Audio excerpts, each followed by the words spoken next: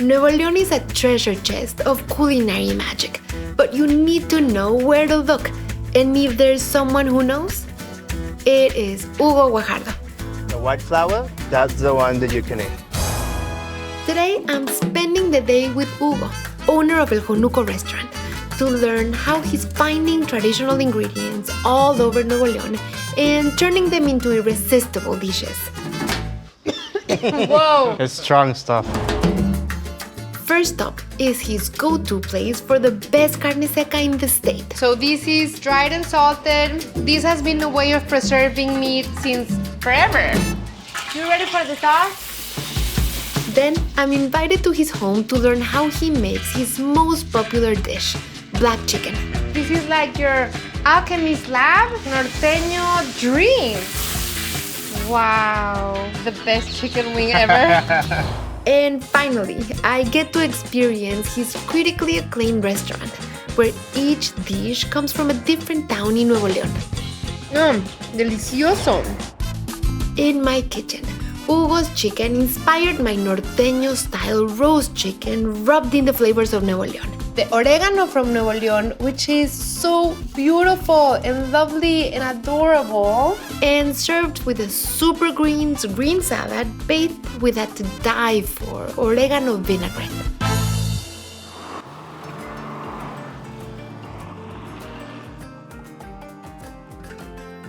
Doesn't stop.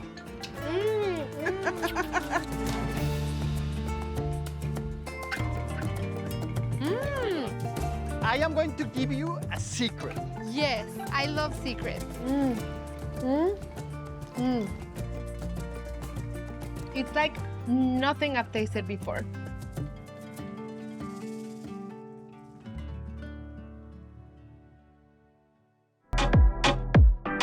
Hugo Guajardo is chef and owner of El Jonuco, a restaurant in his hometown of Apodaca, about a half-hour east of Monterrey. It's known for its fresh takes on traditional local ingredients. The white flour, that's the one that you can eat. His research takes him to every corner of Nuevo León, seeking the best sources and new ideas.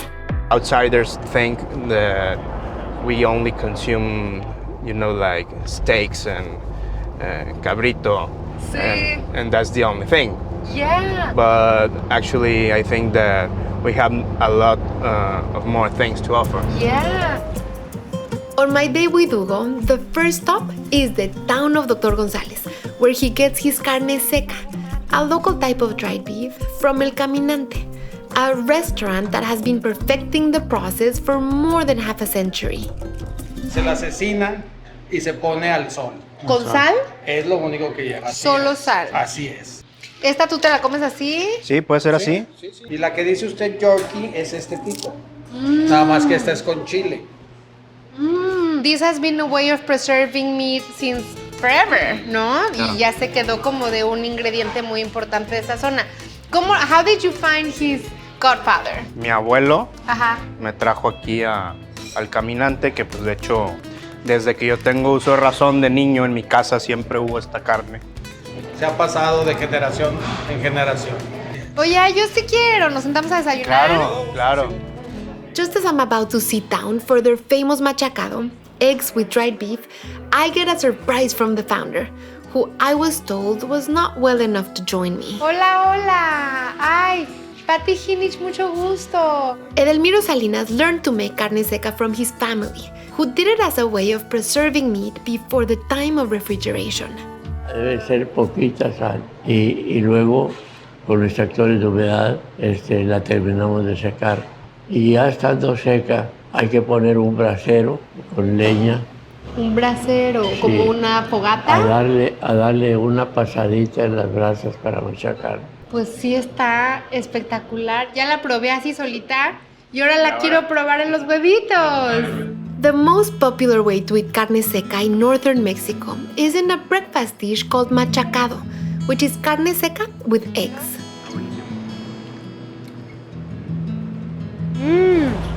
Next up, Hugo's home, where he transforms his research into rich and complex dishes.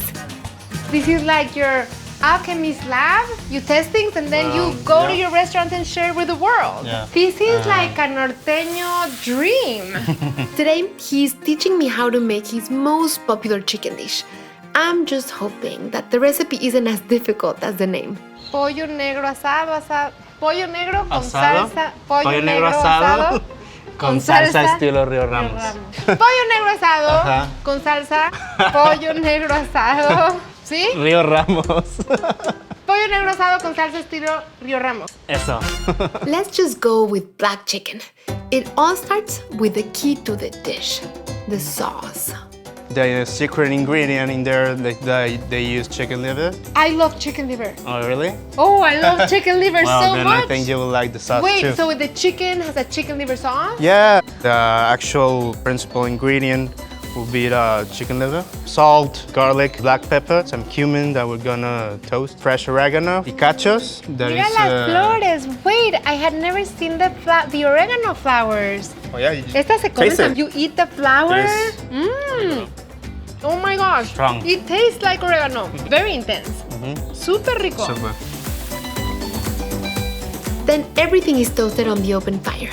As you can see throughout Nuevo León, this is the North's signature way of cooking. On the fire. It gets like a kind of bitter flavor that is Yeah. actually good with some dishes. After marinating the chicken overnight in a salty, garlicky, citrusy brine, it's hung over the fire to add some smoky flavor before being finished off on the grill. The Nugo finishes the sauce with some corn masa for a silky smooth texture. Now for the spices that give the dish its name, black chicken. Wow. It's strong stuff. Qué magia hay aquí adentro. Es como cebollas, chiles, ajo y también algo de pimienta gorda. Puedes oler todos los sabores y todo el proceso que traía el pollito, ¿no? Se va a mezclar en este. This is like the best chicken wing ever. It's like very complex, but like so subtly layered. Está exquisito. Qué bueno. What a treat. Salud. Salud.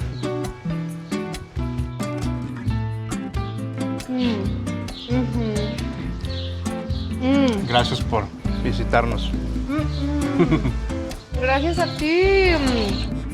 You'll have to visit Hugo to get his crazy delicious chicken, but I'm giving you a recipe that you can make anywhere. My northern style roasted chicken served on top of a super greens green salad with an oregano vinaigrette. Rotisserie chicken is such a thing in Mexico. We love them. And of course, everybody has their favorite place where they get it. And I've always wondered, what does it take to make the best rotisserie chicken? And it's all about the sazon and the high heat. So I'm gonna give you my take to make an irresistible pollo rostizado that you can make in a snap. For the marinade, I'm going to combine some ingredients that you would think don't go together, but they go together so well. So I have 10 cloves of garlic that I already peeled. I'm throwing in here. So I added 2 teaspoons of the salsa inglesa, 1 tablespoon of the soy sauce, and then I'm adding Dijon mustard, a tablespoon of oregano from Nuevo León, which is so beautiful and adorable. And then I'm adding the cumin seeds, 1 teaspoon, 2 teaspoons of the chile piquin. So in they go. I am missing salt. I'm doing 1.5 teaspoons, 1 teaspoon of black ground pepper, 1 whole serrano chile. I'm gonna help my blender out by just coarsely chopping these. 3 tablespoons of freshly squeezed lime juice. And then about 1/4 cup of olive oil. And then I'm gonna puree these until completely smooth. I'm gonna put it right in here. Yum. Add my chicken here. You want to separate the skin from the meat. Just use your hands and go between the skin and the meat. See? Like this. and you're just making room for that marinade because you want the marinade to season the chicken under, over, in between, everywhere. And I want to put some of the marinade in the chicken cavity too.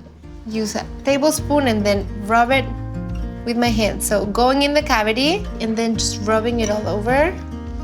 I'm adding the marinade in between the meat and the skin.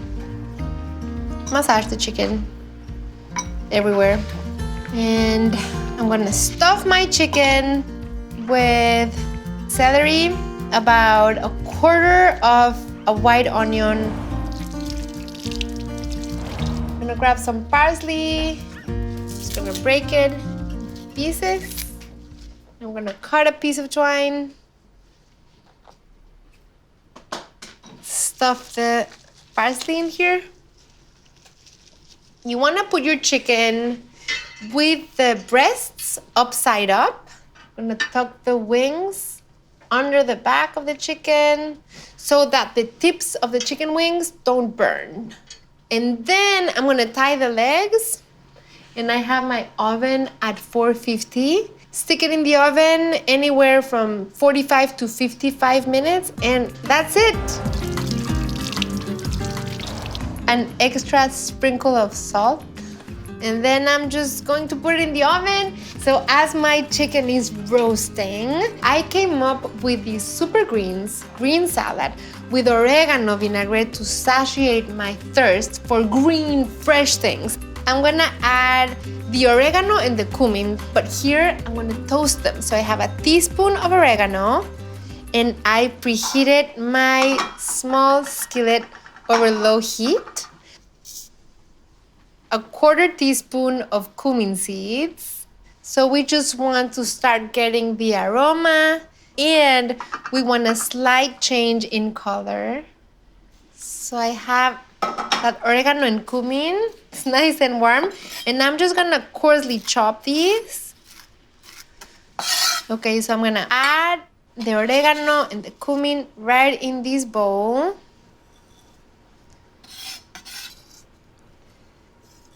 And then I'm gonna chop a garlic clove.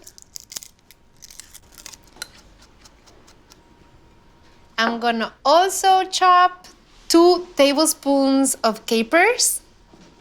Then 1 teaspoon of the Worcester sauce, 2 teaspoons of the soy sauce, 1 teaspoon of salt. Black pepper, I'm gonna add about half a teaspoon.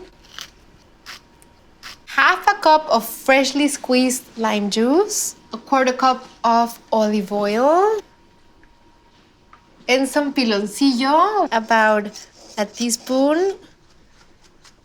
It is so deliciously charming. 1 shallot. Once it's all mixed, add the shallots, and the vinaigrette is ready.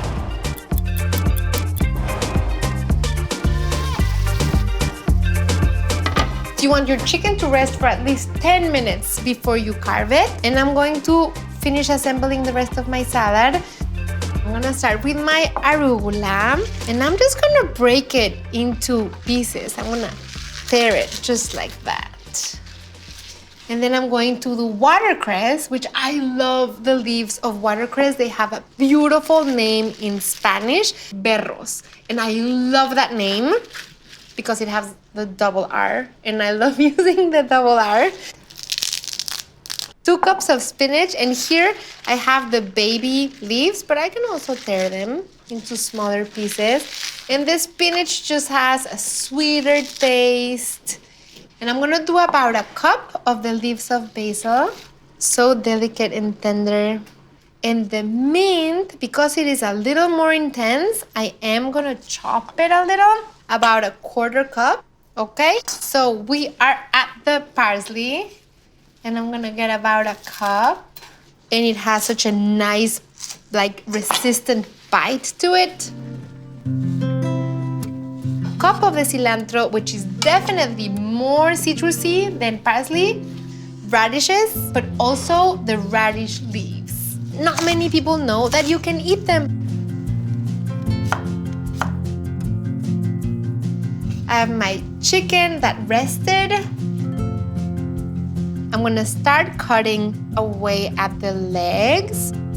So you wanna cut along the natural lines of the chicken. It looks so pretty.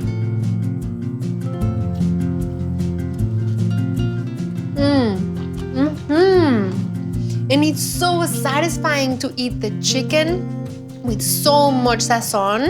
And if you make it all for yourself and you have some leftovers, you can make one amazing torta too.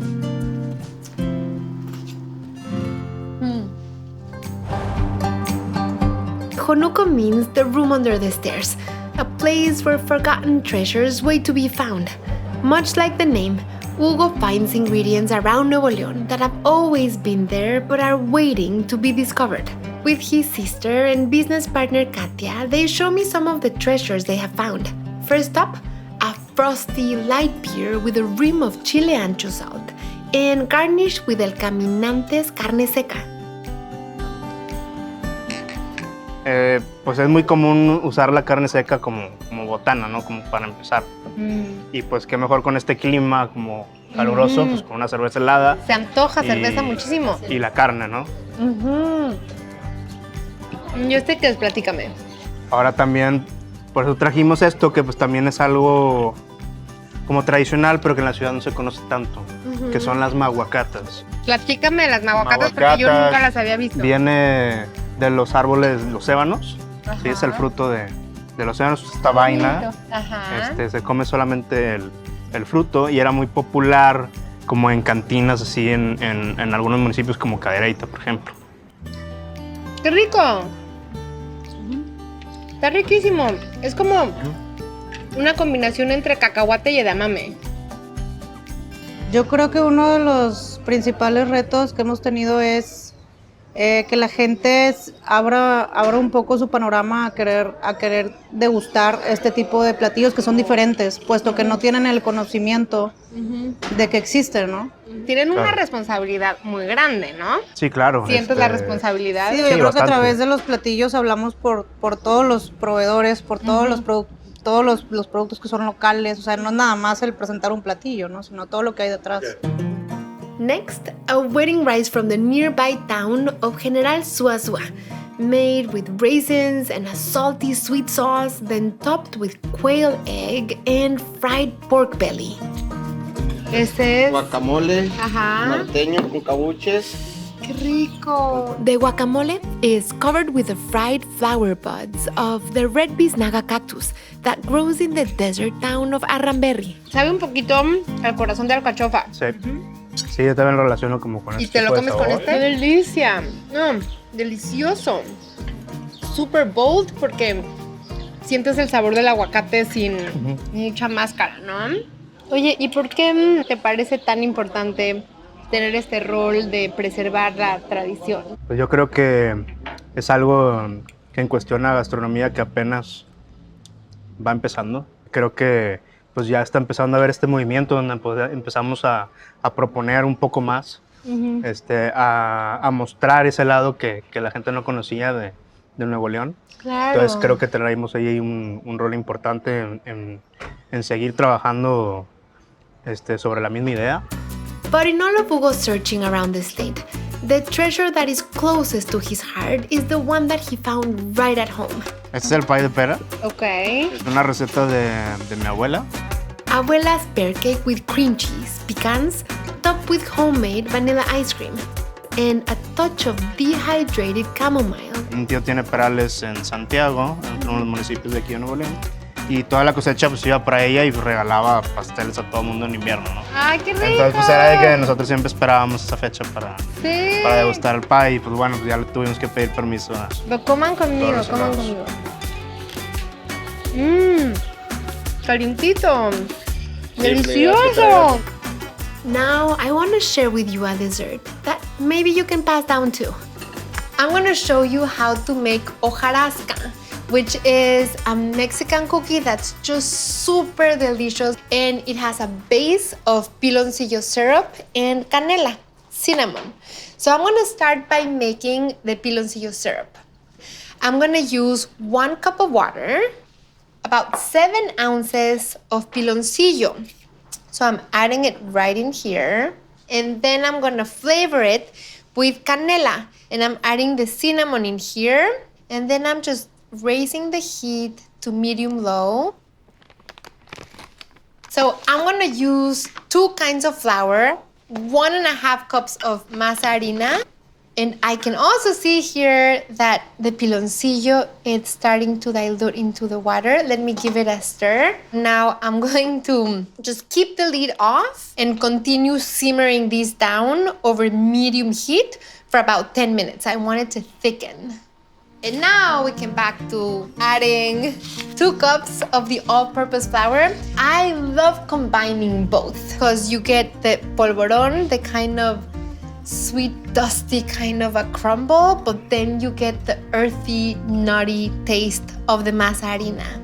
1/4 teaspoon of salt, and I'm just combining the 2 in here. Oh, and it feels so nice. So I have my syrup that's simmering here and getting thicker, but you don't want it to simmer so much that it starts boiling.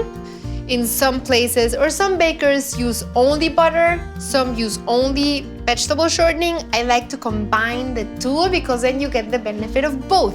You get the flavor from the butter and then you get the resiliency of the vegetable shortening. 1/2 cup of butter, 1/2 cup of vegetable shortening. And now I'm gonna beat over medium speed until it gets all creamy and almost fluffy. I'm gonna add 1 egg and continue beating a little. I'm gonna alternate adding my dry ingredients and 1/4 cup of milk.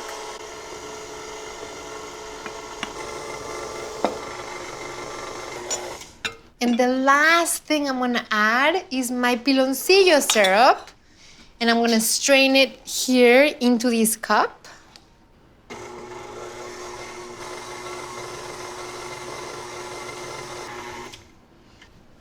And take it out of here. And once you can gather it onto a ball, I'm gonna wrap it in plastic wrap, put it in the fridge, and this goes in there anywhere from 30 minutes to 24 hours. Okay, before I roll out my hojarasca dough, I'm gonna combine my sugar and cinnamon. Then I'm gonna cut my dough into 4 pieces. And I'm gonna dust my countertop with flour. And this is a dough that it appears to crack very easily, but you just continue rolling it. Once you get to like 1/3 of an inch, you're set. And then just make whatever shape you like. Now, I'm gonna completely coat the cookie. Keep the sugar on there. When the cookies bake, the cinnamon sugar will stick to the cookie, so don't shake it off.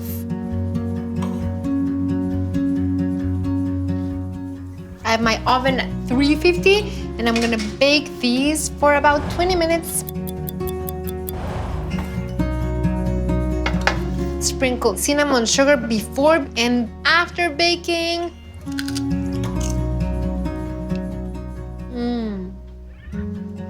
You can never add too much cinnamon sugar to these.